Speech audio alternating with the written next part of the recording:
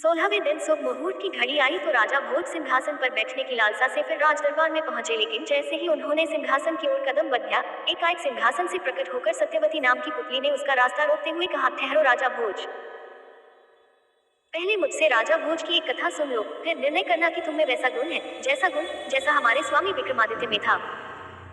यदि है तो तुम इस सिंहासन पर बैठने के अधिकारी हो, अन्यथा नहीं। पुतली ने विक्रमादित्य की कहानी सुनानी प्रारंभ कर दी। एक बार हमारे राजा विक्रमादित्य ने एक महाभोज का आयोजन किया। उस भोज में असंख्य विद्वान, ब्राह्मण, व्यापारी तथा दरबारी आमंत्रित थे। भोज के मध्य में इस बात की चर्चा चली कि संसार में सबसे बड़ा दानी कौन है। सभी ने एक स्वर में राजा विक्रमादित्य को संसार का सबसे बड़ा दानवीर घोषित कर दिया। विक्रमादित्य लोगों के हाव भाव देख रहे थे। तभी उनकी नजर एक ब्राह्मण पर पड़ी जो अपनी राय नहीं दे रहा था। वह चुपचाप बैठा था। विक्रमादित्य ने उसे चुपचाप देख पूछ ही लिया, ब्राह्मण देवता, आप चुपचाप क्यों बैठे हैं? आपने कोई राय नहीं दी। सच सच बताओ, क्या बात है? यह सुनकर ब्राह्मण असमंजस में पड़ गया। वह सोचने लगा, अगर सच नहीं बताता तो मुझे झूठ का पाप लगेगा। वह बोला, महाराज क्षमा करना, मैं मानता हूँ कि आप बहुत बड़े दानी हैं, लेकिन इस धरती पर आपसे भी बड़ा दानी एक राजा है। वह 1,00,000 स्वर्ण मुद्राएं प्रतिदिन जब तक दान नहीं करता तब तक अन्न जल ग्रहण नहीं करता। वह राजा समुद्र पार एक राज्य में रहता है। उसका नाम कीर्तिध्वज है। ब्राह्मण की बात सुनकर विक्रमादित्य के मन में उस दानी राजा के दर्शन की लालसा पैदा हो उठी। ब्राह्मण की स्पष्टवादिता से प्रसन्न होकर उन्होंने उसे ढेर सारा पुरस्कार देकर विदा किया। अगले दिन प्रायः वे महल से निकलकर राज्य की सीमा पर पहुंचे और देवी द्वारा दिए दोनों बेतालों का स्मरण किया। उन्होंने बेतालों से कहा कि वे उन्हें समुद्र पार राजा कीर्तिध्वज के राज्य में पहुंचा दें। बेतालों ने शीघ्र ही उनकी आज्ञा का पालन किया और उन्हें समुद्र पार राजा कीर्तिध्वज के राज्य में पहुंचा दिया। बेतालों को विदा कर विक्रमादित्य वेश बदलकर राजा कीर्तिध्वज के महल के द्वार पर पहुंचे। उन्होंने द्वार पर खड़े द्वारपाल से कहा, जाओ अपने राजा को सूचना दो कि मैं उनके दर्शन करना चाहता हूँ। सूचना मिलते ही राजा कीर्तिध्वज बाहर आए। उन्होंने विक्रमादित्य से पूछा, कौन हो तुम और मेरे पास किस लिए आए हो? विक्रमादित्य बोले, महाराज, मैं उज्जैन नगरी का रहने वाला एक क्षत्रिय हूँ। मैंने आपके गुणों की बहुत चर्चाएं सुनी हैं, इसलिए आपके पास रहकर आपकी सेवा करना चाहता हूँ। राजा कीर्तिध्वज ने पूछा, तुम कौन सा काम कर सकते हो? विक्रमादित्य बोले, महाराज, मैं ऐसा हर वो कार्य कर सकता हूँ जो कोई दूसरा नहीं कर सकता। यह सुनकर कीर्तिध्वज ने उन्हें अपने महल के द्वारपाल के रूप में नियुक्त कर लिया। अगले दिन ही सुबह राजा विक्रमादित्य ने देखा, राजा कीर्तिध्वज 1,00,000 स्वर्ण मुद्राएं बांट रहे हैं। यह सिलसिला तब तक चलता रहा जब तक सारी स्वर्ण मुद्राएं बंद न गई। उसके बाद कीर्तिध्वज ने जाकर अन्न जल ग्रहण किया। इसी प्रकार वे हर दिन दान करते रहे। एक दिन विक्रमादित्य ने सोचा, जो राजा प्रतिदिन 1,00,000 स्वर्ण मुद्राएं दान करता है, वह काम कौन सा करता है जिससे इतनी स्वर्ण मुद्राएं आती हैं? छिपकर देखना चाहिए, राजा कीर्तिध्वज इन स्वर्ण मुद्राओं के लिए कौन सा काम करता है। यह विचार कर कीर्तिध्वज की गतिविधियों पर नजर रखने लगे।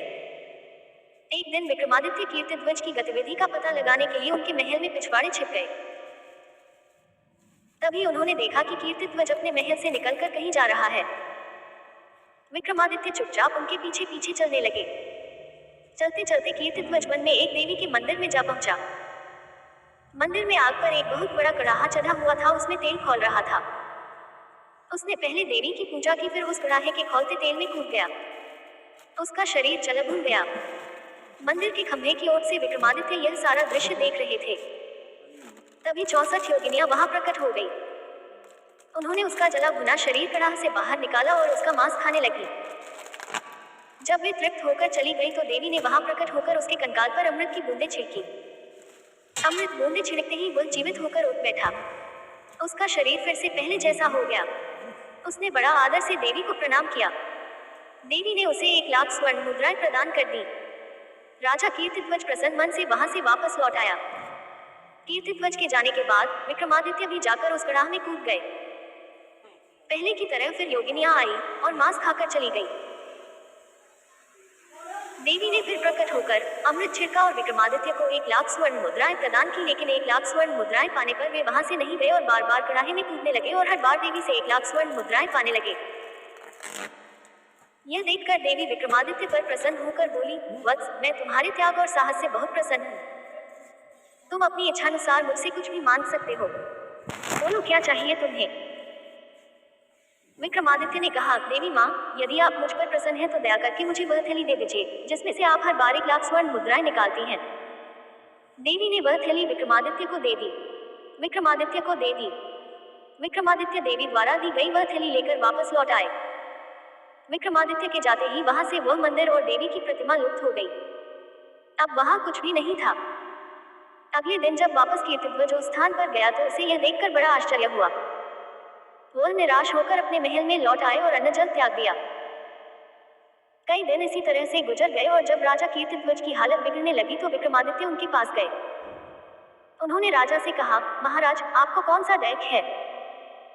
आपके दुख को देखकर सारी प्रजा व्याकुल है। कृपया अपना दुख मुझे बताएं, मैं उसका निवारण करूंगा। लेकिन कीर्तिध्वज खामोश रहे। उनकी खामोशी देखकर विक्रमादित्य ने फिर कहा, महाराज, जब आपने मुझे नौकरी पर रखा तो मैंने कहा था, जो काम कोई नहीं कर सकेगा उस काम को मैं करूंगा। अब वह अवसर आ गया है, कृपया मुझे बताएं आपको क्या दुख है। आखिरकार राजा कीर्तिध्वज को अपने दुख का कारण बताना ही पड़ा। उन्होंने 1 लाख स्वर्ण मुद्राएं के मिलने की कहानी विक्रमादित्य को सुना दी और कहा कि अब उस जगह न मंदिर है और न देवी की मूर्ति। विक्रमादित्य ने उन्हें ढाढ़स बंधाया और कहा, महाराज, आप चिंता न करें। आप सवेरे उठकर नहा धोकर दान के सिंहासन पर बैठे। आपका दान उसी तरह चलेगा जिस तरह पहले चला करता था। यह कहकर उन्होंने देवी द्वारा दी गई स्वर्ण मुद्राओं की वह थैली उन्हें देते हुए कहा, महाराज, आप प्रतिदिन इस थैली से 1 लाख स्वर्ण मुद्राएं निकाल सकते हैं। यह थैली कभी खाली नहीं होगी। मुझे आपका रोज रोज कड़ाह में कूदकर प्राण गंवाना देखकर दैख हुआ था। मैंने आपको वचन दिया था कि जो काम कोई न कर सके उसे मैं कर सकता हूँ। उस काम को करके मैंने देवी से वह थैली प्राप्त कर ली और अपना वचन पूरा कर दिया। अब मुझे आज्ञा दें। अब मैं अपने देश जा रहा हूँ। मेरी प्रजा मेरी राह देख रही होगी। मैं उज्जैन का राजा विक्रमादित्य हूँ। यह सुनते ही राजा कीर्तिध्वज विक्रमादित्य के पैरों में गिर पड़ा और कहा, मैं धन्य हो गया महाराज जो आपके दर्शन हुए। मैंने आपके बारे में जो कुछ सुना था वह सब मेरे सामने साकार हुआ। आप सचमुच महान हैं। यह कहानी सुनाकर पुतली बोली, कहो राजा भोज, क्या कभी तुमने ऐसा दान दिया है जैसा हमारे राजा विक्रमादित्य ने राजा कीर्तिध्वज को दिया? यह कहकर पुतली अदृश्य होकर सिंहासन पर अपने स्थान में समा गई। पुतली का प्रश्न सुनकर राजा भोज के सामने महल लौट जाने के अलावा कोई चारा नहीं था। उस दिन भी वह सिंहासन पर नहीं बैठ पाए।